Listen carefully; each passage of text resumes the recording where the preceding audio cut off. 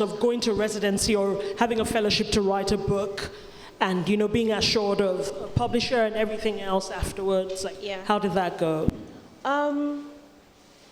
Okay, so I've been writing pretty much all my life, and I've always known I wanted to be an author. Like, there's this book that we had in primary school. I went to primary school in England, and in the last year, they would have you write what you wanted to be when you grew up. So I have proof that I've always wanted to be an author.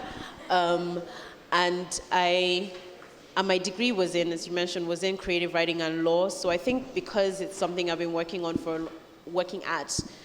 for a long time, and that was what my degree was in, I knew what to do. I mean, last year, I think it was last year, maybe it was this year, I don't know. I spoke to a room full of writers in Nigeria, and I asked if any of them knew how to query an agent, and not one person raised their hand. So I don't know what it is about the environment here, but I always kind of knew what I was meant to do. It helped. So to me, it's been a very blessed journey. So like, I mean, you write the book, but everything else that happens after that is out of your control. And what had happened was I had been shortlisted for, sorry, I'm saying a lot, but I had been shortlisted, I'm trying to think of the shortest way I have been shortlisted for the 2016 Short Story Prize, the Commonwealth Short Story Prize in 2016, and an agent reached out to me. So prior to that, I had this like Excel spreadsheet of agents I was going to query. They were fantasy agents, because at the time, I'm still interested in fantasy, but at the time, I was convinced my first novel would be a fantasy novel. So I had a list.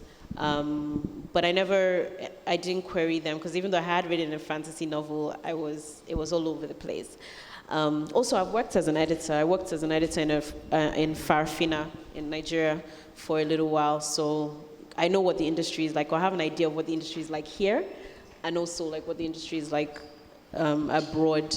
So an agent contacted me after that, because she had seen my story I think she was on the panel of judges, I think.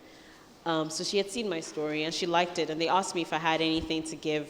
And even though I had 2 novels at the time, I said no. Why? Because